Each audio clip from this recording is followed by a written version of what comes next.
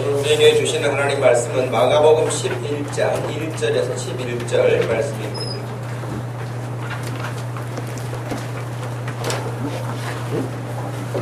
마가복음 11장 1절에서 11절까지 말씀.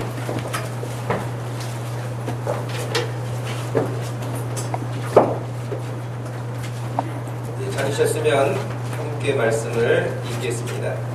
그들이 예루살렘에 가까이 와서 감람산 벳바게와 베다니에 이르렀을 때에 예수께서 제자 중 둘을 보내시며 이르시되 너희는 맞은편 마을로 가라. 그리로 들어가면 곧 아직 아무도 타보지 않은 나귀 새끼가 매여 있는 것을 보리니 풀어 끌고 오라. 만일 누가 너희에게 왜 이렇게 하느냐 묻거든 주가 쓰시겠다 하라. 그리하면 즉시 이리로 보내리라 하시니 제자들이 가서 본즉 나귀 새끼가 문 앞에 머리에 매여 있는지라. 그것을 보니 거기 서 있는 사람 중 어떤 이들이 이르되 나귀 새끼를 풀어 무엇하려느냐 하매 제자들이 예수께서도 이르신 대로 말한데 이에 허락하는지라. 나귀 새끼를 예수께로 끌고 와서 자기들의 겉옷을 그 위에 얹어 놓음에 예수께서 타시니 많은 사람들은 자기들의 겉옷을 또 다른 이들은 들에서 벤 나뭇가지를 길에 펴며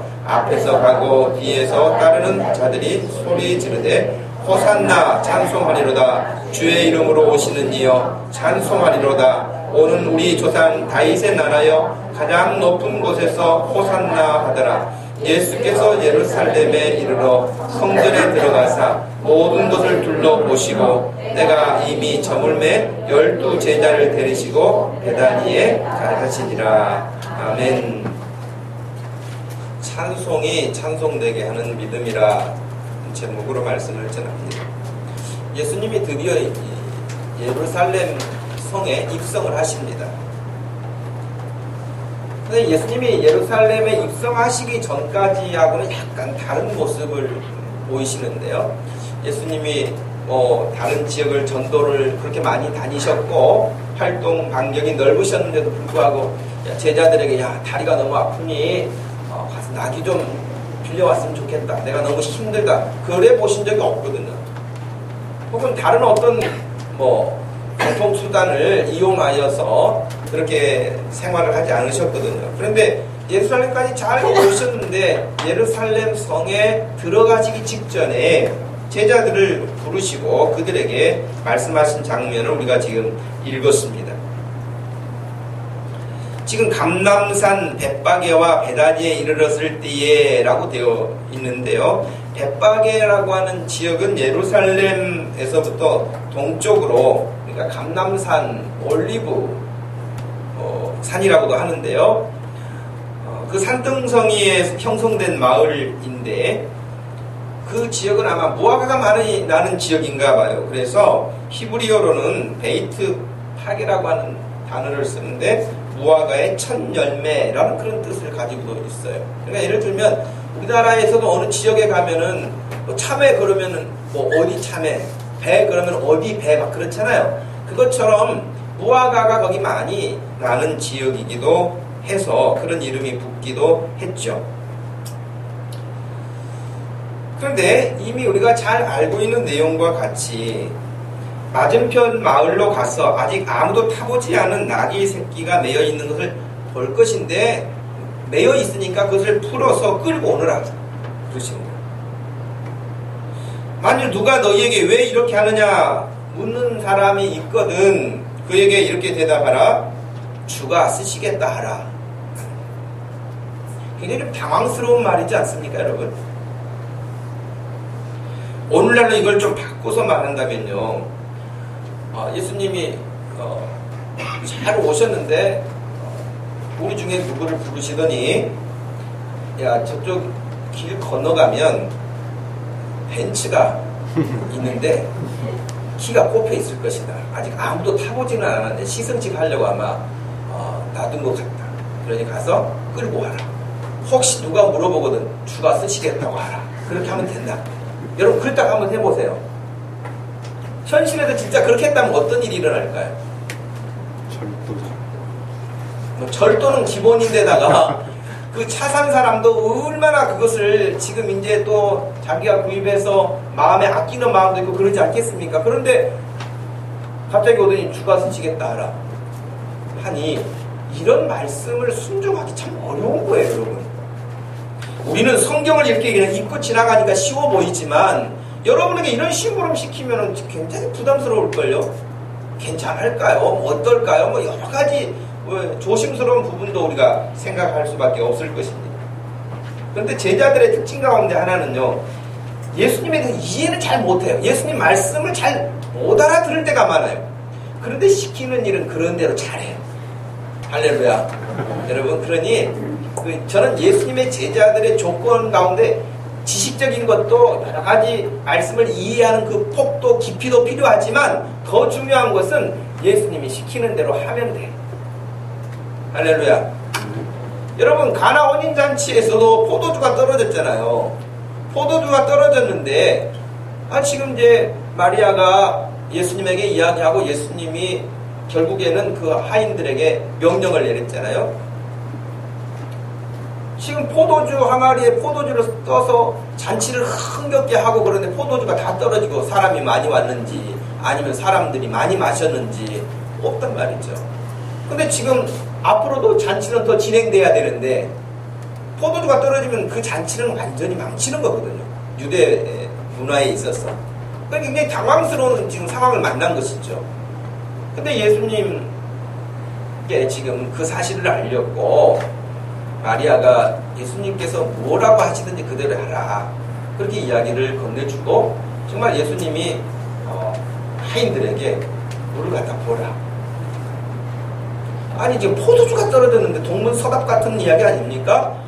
포도주 옆집에 가든 빌려와라 라든지 내가 구입해 오마 그런다든지 그러지 않으시고 물을 갖다 부으라는 거. 물을. 그런데 물을 갖다 잔뜩 부었더니 물이지요. 근데 지금 저쪽에는 연회장이 이쪽에 사람이 많은데 이쪽에도 좀 부족합니다. 빨리 좀 가지고 오세요. 그랬더니 하인들이 그래요?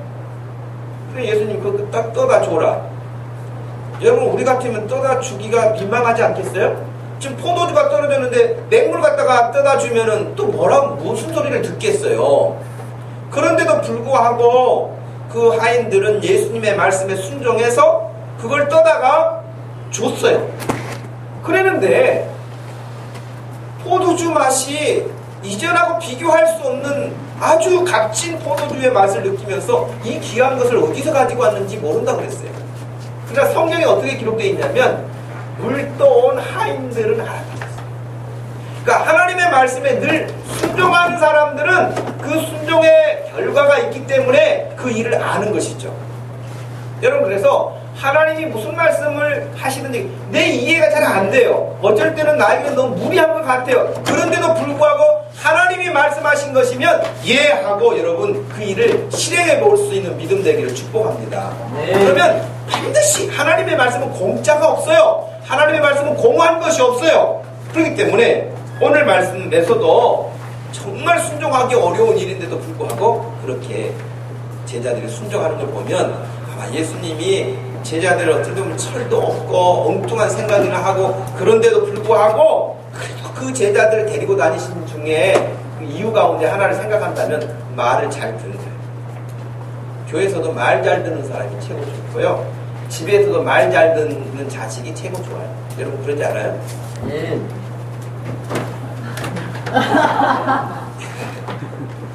여러분 공부 잘해. 근데 말 안 들어. 교회 안에서 이런 일 저런 일 잘해. 근데 말을 안 들어. 그러면 여러분 그 은혜가 되지 않잖아요. 하나님의 나라는 늘 하나님의 말씀 앞에 순종하기를 즐거워하고 기뻐하는 그런 믿음 생활이죠. 어찌됐든 가는데 진짜 예수님이 말씀하신 것처럼 아무도 아직 타보지 않은 나귀가 있었어요. 그리고 묶여 있었어요. 그리고 이제 그것을 풀어가지고 끌고 올려가니까 당연히 누군가가 말하죠. 아무 말 안 하는 게 이상하죠. 물어봤어요. 왜 끌어가느냐? 그랬더니 주가 쓰시겠다고 하라. 그 말씀 아마 떨면서 했는지 아니면 더듬더듬 하면서 했는지는 모르지만 그렇게 예수님 말씀하신 대로 전했어요. 그랬더니 그 사람이 아무 반론이 없이 그것을 허용해 줬단 말이죠. 일들이 지금 오늘 본문의 서두에 나오는 이야기입니다. 분명 예수님 그렇게 하신 이유가 있었겠죠. 근데 여러분, 지금 이제 마가복음 11장에서 이제 마가복음 16장까지 있는데요. 11장에서 16장까지 사이는요, 일주일 안에 일어난 일들이에요.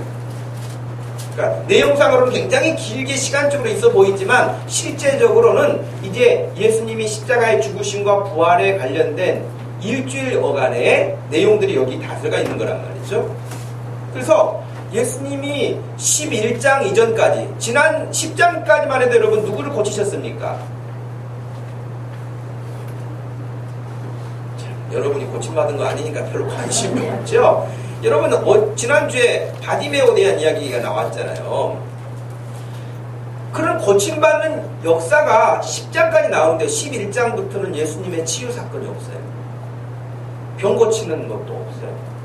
기적도 없어요. 물론 부활이 있지만은 평상시 10장까지 일어났던 수많은 기적이나 병자 고침이나 귀신을 쫓아내는 일이 11장부터 나오잖아요. 그리고 11장부터는요, 예수님이 굉장히 좀 단호해지세요. 그래가지고 이전과는 좀 다른 면모를 보이시기도 합니다. 분명한 것은 예루살렘이라고 하는 평화의 성에 예수님이 지금 입성하셨지만 이곳엔 더 이상 평화로운 분위기가 아니었습니다. 더 이상 기적도 일어나지 않았고 병자들도 몰려들지 않았고 예수님도 고치셨다는 장면이 나오지 않습니다. 다만 이 일주일 어간에 그리고 예루살렘 성 안에서 또 특별히 성전 안에서 아주 심한 갈등이 일어납니다. 그렇죠? 여러분, 예수님이 상을 다 뒤집어 엎고 하시는 일도 성전에서 하셨던 일이잖아요. 그리고 막 예수님을 죽이려고 사람들이 몰려다니는 것도 다 이 예루살렘 성과 성전 안에서 일어나는 일들이에요. 그리고 예수님하고 아주 직접적으로 부딪힌 사람들이 생겼어요. 제사장들, 서기관들, 바리새인들, 이런 종교 지도자들과 예수님하고 정면 충돌한 거예요. 그래서 11장부터 16장까지는 굉장한 긴장감들이 들어가 있죠. 어떻게 보면 영화를 찍었다고 한다면 영화의 장면상에서 굉장히 좀 무거운 음악이 흐를 것이고 굉장히 좀 부담스러운, 그리고 뭔가 뭔 일이 일어날 것만 같은 그런 어두운 느낌이 전체적인 배경에 깔리는 그런 장면들입니다. 우리도 한 시대를 살아가는 사람들 있잖아요. 한 시대를 살아가고 있어요. 저도 여러분도 지금 한 시대를, 21세기라고 하는 이 한 시대를 살아가고 있죠. 그러나 지금 이 시대에 우리가 어디를 향해서 가고 있는지, 이 시대가 지금 어떤 시대인지에 대해서는 분별력이 있어야 돼요. 예수님 당시에도 말이죠. 예수님 당시에도 지금 예수님이 예루살렘에 들어오셨는데 예수님이 지금 오신 이 일이 어떤 의미가 있는지, 예수님이 예루살렘에 오신 일이 어떤 뜻이 있는지, 어떻게 받아들여야 되는지, 어떻게 반응해야 되는지, 이것이 그 시대 그 사람들의 몫이에요. 그 시대를 분별하는 사람만 감당할 수 있는 일이에요. 그렇지 않은 사람은 그냥 밥 먹고 살다 죽는 것밖에 없어요, 여러분. 그렇게 볼 때에 2000년 전에 예수님이 지금 예루살렘 성에 입성해 들어가셨는데 그 사건을 그 시대 사람들이 이해해내야 할 필요성이 있는 것처럼 21세기를 살고 있는 저와 여러분들이 이 시대에 하나님이 지금 뭘 하고 계시는지, 하나님이 어디에 관심이 있으신지, 나는 지금 어떤 반응을 일으키고 있는지에 대해서 돌아보지 않으면 별 볼일 없는 인생으로 살다가 그냥 막을 내리는 거예요, 여러분. 시대를 분별하지 못하는 사람은 마치 침몰해가는 타이타닉호 안에서 어떤 사람은 좋은 음악을 감상하고 있었습니다, 여러분. 타이타닉 그 큰 여객선이 침몰해 가는데 배가 너무 큰 배가 침몰해 가니까 한순간에 뒤집히는 게 아니니까요. 사람들이 지금 침몰해 가는 일을 모르는 거예요. 어떤 사람은 고급 레스토랑에서 맛있는 음식을 먹고 있었어요. 어떤 사람은 음악 감상하고 있었고요. 어떤 사람은 사랑하는 여인하고 있었고요. 또 앞으로 자기 인생의 그냥 꿈을 꾸면서 들떠 있었던 사람도 있었죠. 배가 가라앉고 있는데 그 가라앉고 있는 것을 모르는 거예요. 이 시대를 살면서 우리 역시 분별력이 없으면 침몰해 가는 그 타이타닉호처럼 그 안에서 우리가 그들과 같은 별다를 바 없는 모습으로 살기 쉽습니다. 그러므로 성경에서는 우리에게 늘 요구하시는 바가 깨어있어라.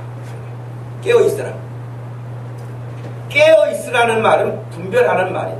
기도하라는 말이고 분별하라는 말이고, 기도하고 분별한다는 것은 하나님이 원하시는 뜻이 무엇인지를 늘 기억하라는 거예요. 그 시대에 하나님이 원하시는 게 있다는 거예요.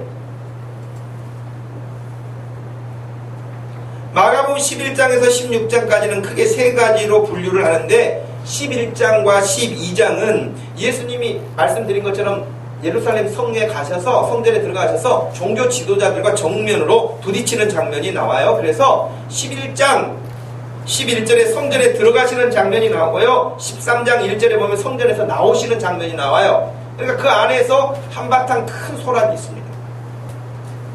그리고 이제 13장에 가시게 되면 예루살렘이 어떻게 멸망하게 될 것인지, 성전이 어떻게 파괴될 것인지에 대해서 예수님이 선언을 하세요.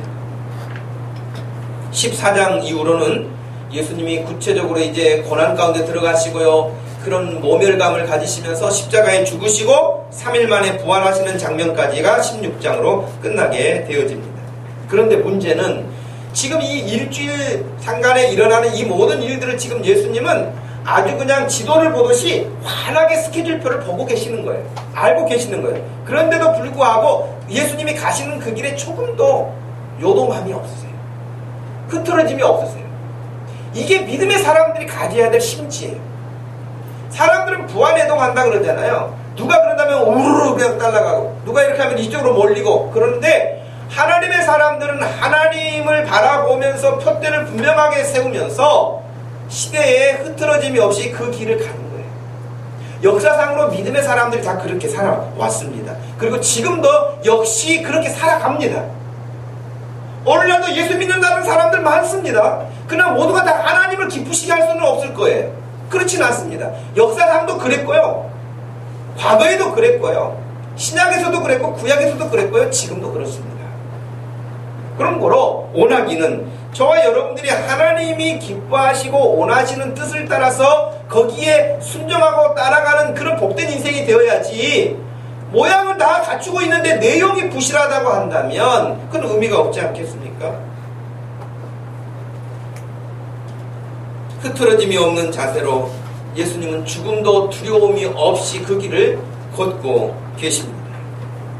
여러분, 우리가 예수 그리스도를 믿고 따르면서 왜 힘든 일이 없겠습니까? 왜 어려운 일이 없겠습니까? 왜 갈등이 없겠습니까?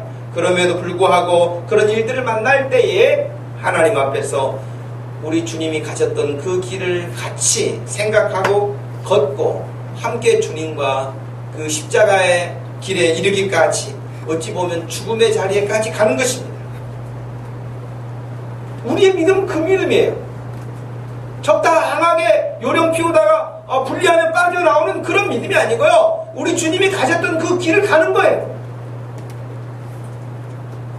아무리 지금 우리가 사는 형편이 힘들고 어렵다 할지라도 예수님이 십자가의 길을 가셨던 것만큼은 힘들지 않을걸요. 여러분 그렇지 않습니까? 여러분의 지금 삶이 너무 힘들어, 어려워, 고달퍼, 스트레스 받아. 그래서 예수님이 십자가를 지금 앞에 두고 가고 계시는 그 길과 같겠습니까? 비교조차도 안 되는 일 아니겠습니까? 그런데도 그거 가지고 힘들다, 어쩐다, 뭐 여러 가지 이유가 많아가지고 하나님의 백성답게 살지 못하는 모습은 참 부끄러운 일이 아닐 수 없습니다. 여러분 이 사람 잘 아시죠? 누굽니까? 네, 독일의 메르켈 총리라고 하는 여성인데 지금 총리를 몇 번째 하고 있는지 아세요 혹시? 예, 3번째 하고 있어요. 총리를 3번 한다는 거 쉽지 않잖아요 여러분. 한 번 하기도 어려운데 연임을 해야 지금 세 번째 하고 있는데 2017년까지 지금 임기가 되어 있는 걸로 알고 있습니다. 근데 여러분 저는 이 메르켈 총리를 보면 왠지 좀 안정감이 있어요. 여러분 뭐 개인의 생각이 다 다르지만요. 좀 저는 뭔가 좀 믿음직스럽기도 하고요. 안정감이 있고요. 저 사람이 뭔가 하면은 좀 신뢰감도 가고 그런 것이 있어요. 이건 제 전적인 개인적인 생각이에요. 그리고 실제적인 그의 활동의 결과들을 보면 또 야무지게 잘해요. 그러니 삼성까지 했겠죠. 그냥 독일 사람들이 그냥 일을 맡기겠습니까? 근데 정작 이 메르켈 총리의 가정에 대해서 알려진 바는 별로 없어요. 여러분, 이 메르켈 총리의 아버지는 가난한 교회 목사님이셨습니다. 목사님이셨는데 원래는 이 카스너라고 하는 아버지 목사님은 서독 함부르크 출신이었고요. 거기에서 목회를 하시는 분이 루터교 교파의 목사님이셨는데 동독과 서독이 이렇게 나뉘게 되면서 동독의 종교의 자유가 급격하게 떨어지고 핍박이 일어나고 그런 시기였어요. 그런데 이 카스너라고 하는 아버지는 함부르크 출신이지만 함부르크의 그 평화롭고 누릴 수 있는 그 자유로움을 다 놔두고 1950년대 중반에 오히려 선교사적 마음을 가지고 동독으로 갑니다. 여러분 우리나라를 한번 생각해 보세요. 지금 우리나라가 남북으로 나뉘어 있잖아요.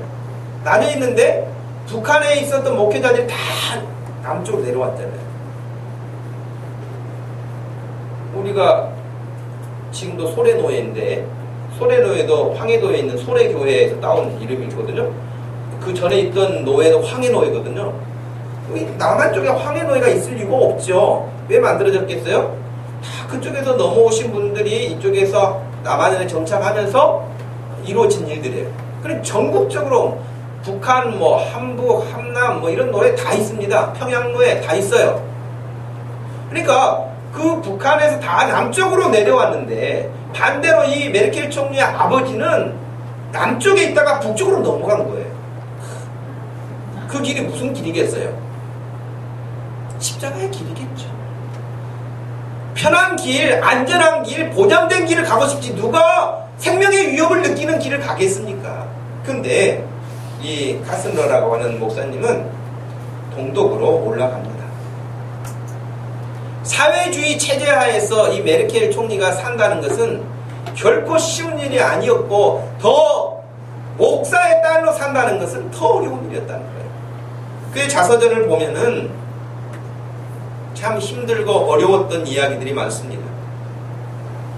늘 학교에서도 공부를 잘해서 우등생이었지만 기독교인이라는 이유 때문에 언제나 이방인 취급을 당했다고 회고합니다.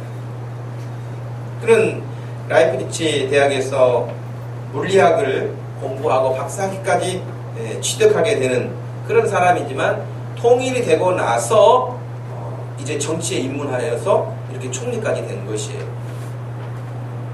저는 그렇게 생각해요. 그 아버지가 믿음으로 간 길을 하나님께서 저는 기억하신다고 생각을 해요.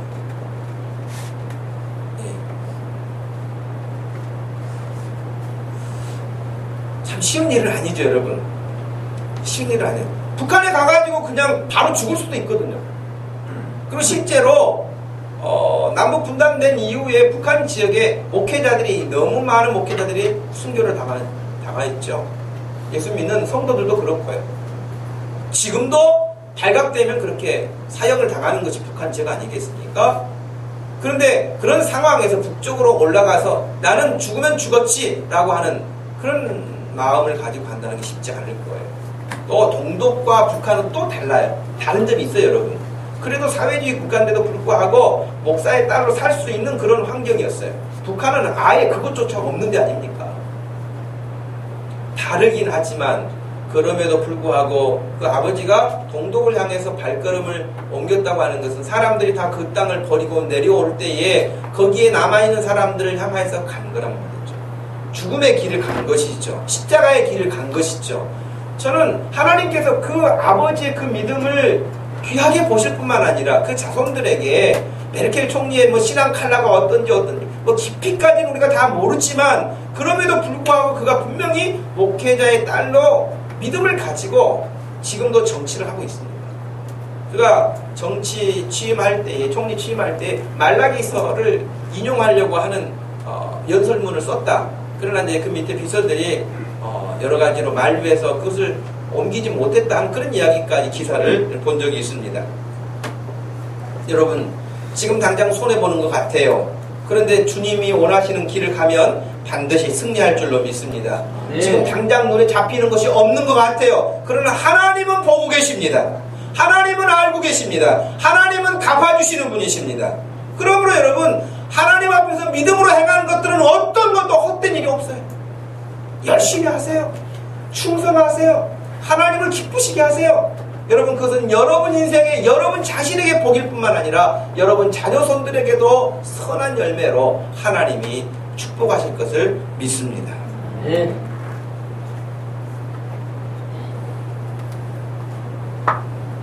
어떤 분야에서든지 지도자는 비굴하지 않고 분명한 모습을 가져야 할 필요가 있죠. 세상 정치는요, 저는 뭐 정치인들 모임에 이렇게 여러 번 가봤어요. 여러 번 모임을 가봤는데 진짜 정치인들은 말을 믿을 것이 없더라고요. 제가 봤을 때. 심지어는 공적으로 여러분 공약한 것도 다 그냥 폐기처분 하잖아요. 이건 그냥 밀실에서 그냥 우리 그렇게 한번 해보도록 할까? 그게 아니고 선거 유세할 때 완전히 공적으로 다 인정하도록 한 거 아닙니까? 공약 아닙니까?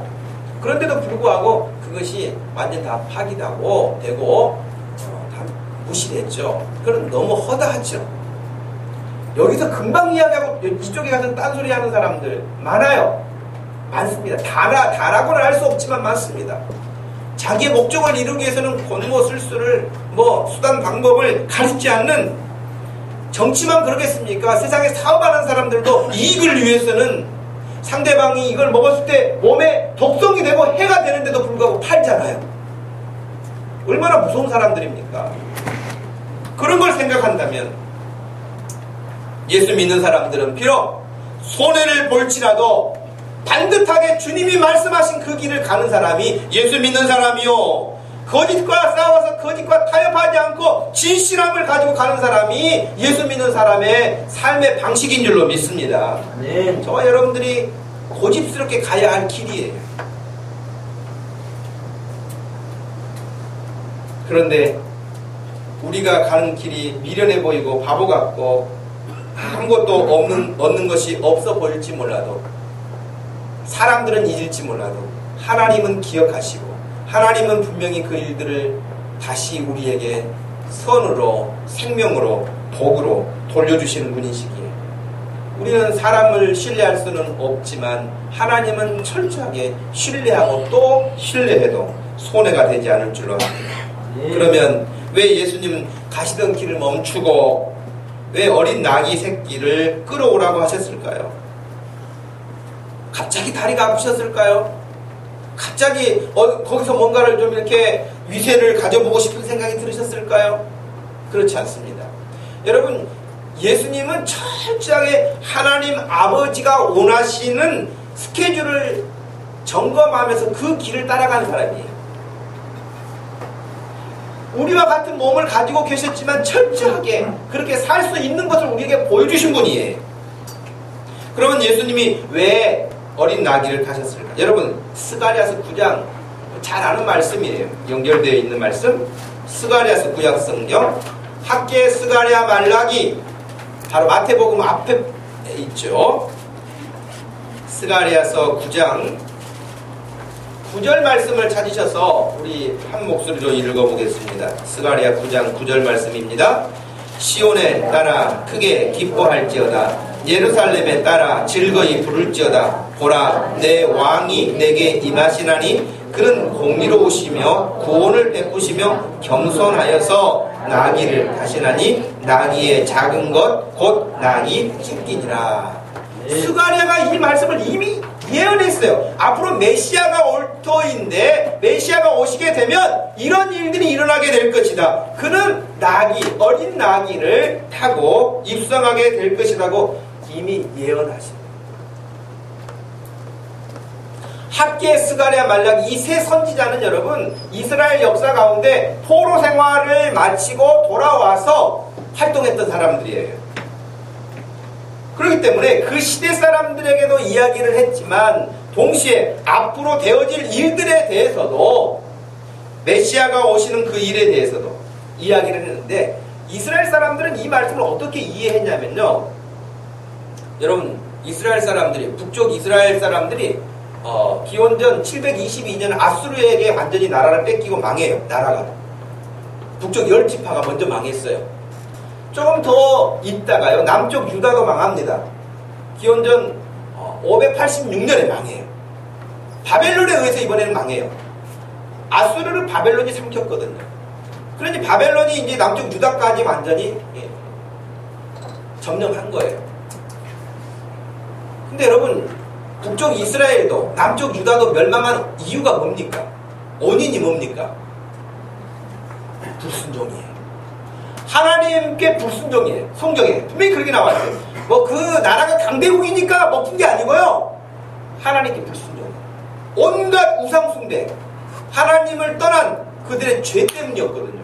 그래서 학개, 스가랴, 말라기 선지자가 활동하던 때 특별히 스가랴 같은 경우는 앞으로 이제 우리에게 왕이 오시는 그 메시아, 우리를 구원하실 그런 메시아가 온다면 그 왕은 우리 선왕들처럼 불순종하거나 우상 숭배하는 사람이 아니라 철저하게 겸손하고 하나님을 잘 섬기고 하나님의 말씀에 100% 순종하는 그런 왕이 오실 것이다. 여러분 스가랴 9장 9절 말씀이 공의로우시다, 구원을 베푸신다, 겸손하시다, 나귀를 타시는데 그것도 작은 나귀 새끼를 타고 오실 것이다. 이미 예언했단 말이에요.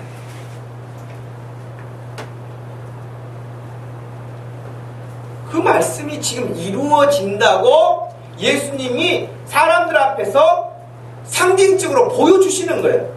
그러니 성경을 정상적으로 이해하고 있는 사람이었다고 한다면 안 그래도 그 지난 3년간 예수님이 기적을 행하시고 말씀을 선포하시고 하시는 그 모든 일들을 보고 정말 보통분이 아니시구나. 또 사람들이 뭐 하나님의 아들이라고 하고 예수님도 뭐 그런 말씀을 하셨고 그러니까 근데 나귀를 타시네?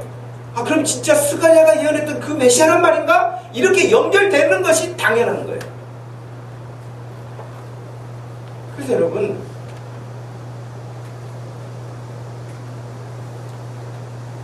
성경을 잘 배우고 이해하는 것, 묵상하는 것, 여러분 생각하라고, 아마 우리 교회만큼 좀 생각하고 예수 믿으세요 하는 이야기를 많이 하는 교회도 없을 거예요. 생각 없이 예수 믿잖아요. 그러면 말씀 들은 것 같아, 있는 것 같아, 그럴 뿐이지 그것이 내 삶과는 무관하다는 거예요. 이스라엘 사람들이 성경을 줄줄 외우는 사람들이 얼마나 많았는데 스가랴 9장 9절을 몰랐겠습니까? 알고 있었어요.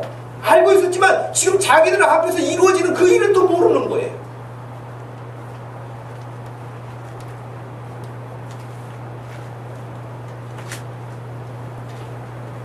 예수님이 이렇게 하시는 이유는 그 스가랴가 예언했던 메시아가 곧 나다, 너희를 구원하러 온 자가 곧 나다 하는 것을 아주 드러내신 거였죠.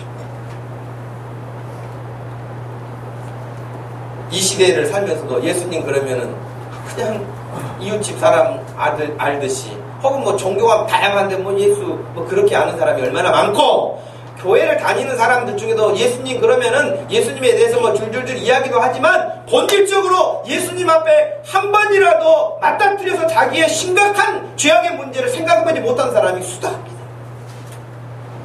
어떻게 교회 다니다 보니까 세례도 받고 집사도 되고 장로도 되고 목사도 되고 다 할 수 있어요. 여러분 할 수 있지만 한 번이라도 진지하게 생각해본 경험이 없는 사람은 그 믿음이 공허할 공산이 큽니다. 또 한 가지는요, 저는 나귀 주인에 대한 부분이에요. 여러분 나귀 주인은 어떻게 해서 주가 쓰시겠다고 하라 그 말을 듣고 그냥 내어줄 수 있었을까요?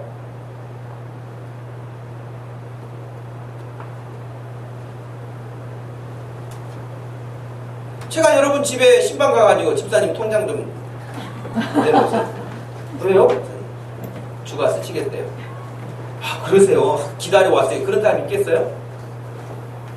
소문이 금방 퍼져가지고 목사님이 요즘에 이상해졌다느니 교회가 지금 막 희한한 길로 간다니 그런 말 나오지 않겠냐고요. 당연히 그런 말 나오겠죠. 그런데 진짜 제가 그렇게 할 수도 있어요. 정말 하나님의 어떤 일에 필요성이 있어서 그렇게 할 수 있어요. 그런데 이 나귀 주인처럼 아 그래요 목사님 그럼 쓰셔야죠. 이런 사람도 있다는 거예요. 웃는 사람도 있지만 진지하게 그럴 사람도 있어요. 그런 믿음 되기를 축복합니다. 겁내하실 건 없어요. 근데 여러분 이 주인은 하루아침에 그랬을까요? 아니면 그 전날 술 쳐가지고 술 많이 먹어가지고 술 취해서 아 그래 가져가 그랬을까요? 이 주인은 분명 하나님의 나라를 기대하고 마치 나다나엘이 감람나무 밑에 앉아서 율법책을 읽고 그 나라를 소망했던 것처럼 이 주인 역시 아마 나귀를 이렇게 키우고 생활하고 또 새끼를 낳고 그럴 때마다 아마 이 나귀 주인은 그런 생각을 했을지도 몰라요. 스가랴 9장의 말씀에 따르면은 메시아가 오시면은 어린 나귀 새끼를 다신다고 그랬는데 나귀 새끼가 태어날 때마다 혹시 그 메시아가 오시지는 않을까? 이 나귀를 또 다시지는 않을까? 아마 그런 믿음도 나는 있었을 거라고 가상하기 충분해요. 그렇기 때문에 그런 어떤 순간이 왔을 때 주저함이 없이 내어 이런 일이 정말 꿈과 같은 일이 일어나는구나 하고 내어줄 수가 있는 것이죠. 하나님의 나라에 대해서 아무 생각도 없어, 아무 계산도 없어, 아무 상상도 없어, 기대도 없어. 그런데 이런 이야기를 하면은 상대방을 보고 제정신이 아니라고 말하겠죠. 미쳤다고 말하겠죠. 그런데 마치 그런 날이 오기를 기다렸다는 듯이 주가 쓰시겠다고 하라는 그 말씀 한마디에 기꺼이 내어주는 나는 이 나귀 주인을 보면서 참 믿음 좋다. 이 주인 이름도 안 나와요. 이 사람이 어떤 사람이든 나와 있잖아요. 그러나 그가 하는 이 단순한 한 제스처만 보고도 그의 믿음이 어떤 사람인가를 상상할 만해요.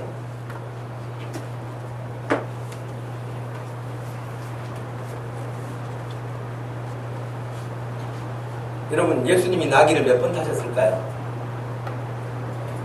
예루살렘 입성하시면서 나귀를 몇 번 타고 가셨을까요? 그게 어렵게 생각하시네요. 한 번 타셨어요, 한 번. 예수님이 나가셨다가 또 예루살렘 들어가실 때 또 나귀 새끼 불러와라 그러지 하지 않으셨어요. 딱 한 번 하셨단 말이에요. 여러분, 내 인생에 있어서 단 한 번 딱 할 수 있는 기회가 와요. 그 순간이 어느 순간에 나한테 올지 몰라요. 그러나 역사적으로 깨어 있어야 된다고 하는 것은 지금 이 시대에 하나님이 하시는 그 일이 딱 한 번 나에게 스쳐갈 수도 있어요. 잠들어 있는 사람은 그걸 몰라요. 나에게 너무너무 복된 기회가 왔는데 그걸 몰라요. 그런데 늘 주님을 사모하고 은혜를 사모하고 그렇게 믿음으로 사는 사람은 자도 깨도 이런 일을 해도 저런 일을 해도 늘 주님을 마음에 담고 있기 때문에 주님이 기뻐하시는 어떤 일들을 해야겠다는 어떤 그런 환경이 만났을 때에 그건 내가 해야죠. 그건 내가 해야 되죠. 그런 마음이 이 나귀 주인처럼 기쁨으로 드는 거예요. 그리고 그 기회는 지나가요. 여러분. 나귀를 하나님이 계속 쓰시는 게 아니에요. 여러분의 인생에 있어서도 계속 하나님이 쓰시는 게 아니에요. 그런 기회들이 여러분의 인생에서 몇 번 지나갈 수 있을 거예요.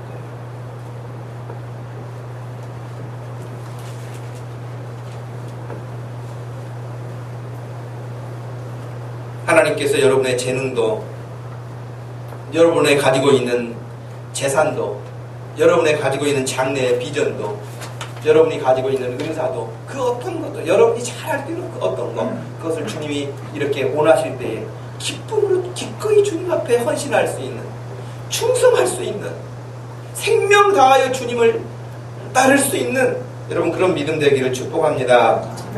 오늘 설교 제목에서도 찬양이 찬양되게 하는 믿음이라고 했는데 이 부분을 한 번 더 생각을 하고 말씀을 맺겠습니다.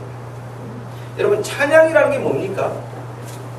여러분 북한에서는 찬양이 있습니까? 없습니까? 북한에 찬양이 있어요? 없어요?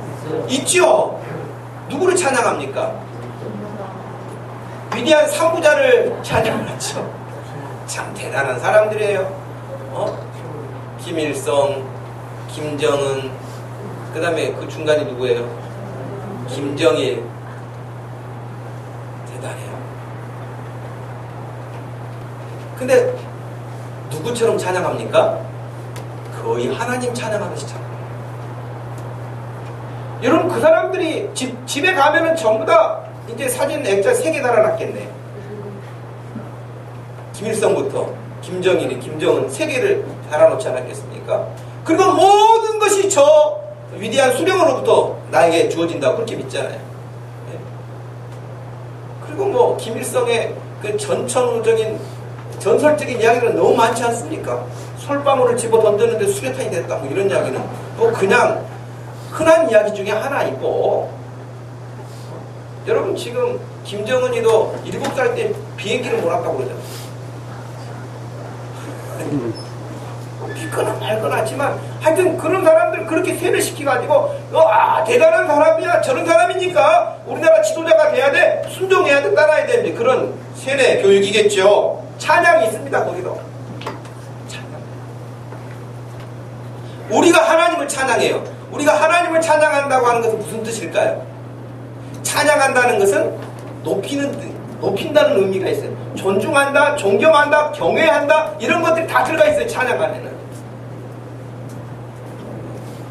제가 그래서 여러분 찬송할 때 큰 소리로 하십시오 하는 이유가 뭐겠어요? 하나님을 찬송하는데 50%만 찬송해요. 아니요, 오늘 하나님 별로 마음에 안 드셔요. 그래서 오늘 50%만 할래요. 그래서 목소리를 쫙 깔고 그러지 말라는 거예요. 목청껏 하라는 거예요. 목청껏, 여러분. 목청껏. 여러분, 제네바 찬양집이라 그래서 종교개혁 시대에 하나님을 바르게 찬송하기 위해서 찬송 그 곡들을 시편에 붙였는데, 그 찬송가를 편집하면서 서문에 쓴 이야기가 있어요. 제네바 찬양집이라는 곳에 이런 말씀이 나옵니다. 공적인 기도에는 두 종류가 있습니다. 말로 하는 기도와 찬송으로 드리는 기도가 그것입니다. 이것은 최근에 비로소 고안된 것이 아닙니다. 역사에서 확인할 수 있는 것처럼 이것은 교회가 처음 섰을 때부터 행하였던 것입니다. 바울 사도도 입으로 하는 기도뿐 아니라 찬송으로 드리는 기도에 대해서 가르칩니다. 음악에는 사람의 마음을 감동시키고 불붙게 하는 힘이 있어서 우리가 더 간절하고 열렬하게 하나님을 부르고 찬송하도록 하는 것을 우리는 실제 경험으로 알고 있습니다. 여러분, 음악이라는 게 그렇죠. 여기서도 아주 강력한 그 비트를 넣으면서 그냥 여러분 전자음을 그냥 꿍깡거리면서 하면은 여러분 아마 얼굴은 저 보면서도 전부 다 발로는 박자 맞추고 있을 거예요. 음악이라는 게 그렇단 말이에요. 주변에서 그런 것들이 오면은 같이 움직여요. 우리의 마음을 움직여요. 아우구스티누스 선생의 말처럼 그 찬양 서문에 나와요.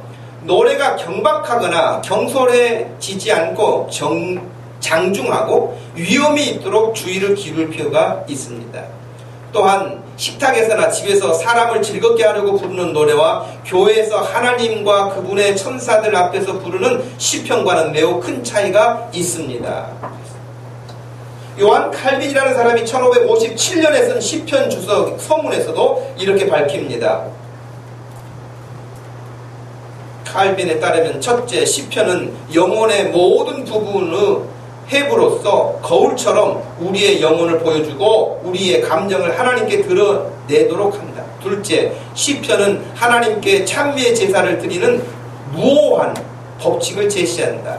시편은 하나님께 간구하여서 구원을 얻은 사람이 하나님께 드리는 찬미의 제사에 대하여 가르치는 책이다. 마지막 세 번째는 시편은 우리의 삶이 거룩함과 경건과 의를 따라서 형성되도록 가르치는데 무엇보다도 십자가를 지는 것을 우리에게 가르친다 그랬어요. 찬양이라는 것이 그저 그냥 나 흥얼거리기 좋아서 하는 것이 아니고 마음을 다 실어서 내 마음 깊은 곳까지 하나님을 영화롭게 할 수 있는 그런 장중하고 무게도 있고 가볍지 않고 그런 마음으로 드리는 찬양을 성경에서는 가르치고 있는 것이죠. 그런데 지금 예수님이 나귀를 타고 입성하시자 8절 보세요. 8절 보니까 많은 사람들은 자기들의 겉옷을, 또 다른 이들은 들에서 벤 나뭇가지를, 다른 곳에는 종려나무 가지라고 되어 있는데, 이런 것들을 길에 펴면서 앞에 가고 뒤에 따르는 자들이 소리 지르되 호산나 찬송하리로다. 주의 이름으로 오시는 이여 찬송하리로다. 오는 우리 조상 다윗의 나라여 가장 높은 곳에서 호산나 하더라 그랬어요. 너무 멋져 보이죠? 지금 예수님이 나귀를 타고 입성하시는데 막 자기 겉옷을 막 벗어가지고 바닥에 깔고, 그 행위는 뭐냐면 그 고귀하신 왕이 지금 그 발이 땅에 닿으면 안 된다는 거예요. 그래서 자기들의 유대인들에게서 겉옷은 굉장히 중요한 의미가 있어요. 근데 막 그 겉옷을 벗어가지고 쫙 까는 거예요. 예수님 오시는데. 옷이 그뿐만 아니라 종려가지는 승리의 상징이잖아요. 그걸 가지고 막 가지를 흔들면서 막 예수님을 화로하는 거예요. 그러면서 찬송가 가사 가운데 뭐가 있어요? 호산나. 그런 거. 호산나가 무슨 뜻이냐면 제발 우리를 구원해 주세요. 그런 뜻이에요. 호산나라는 뜻이.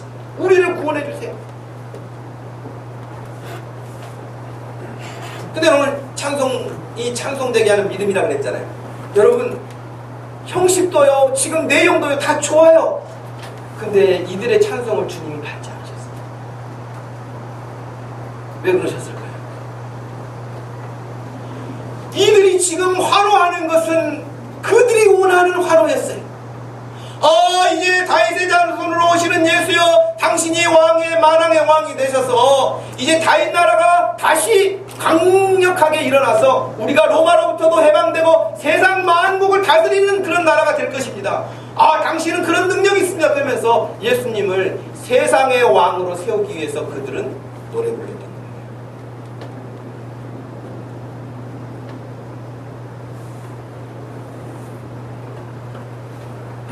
여러분, 예수님이 이들의 찬송을 받지 않으셨어요. 여러분, 이들은 왜 찬송을 했을까요? 자기들의 기대가 있어요. 자기들의 기대. 자기들이 원하는 게 있어요. 근데 그것을 누가 해줄 수 있다고 생각한 거예요?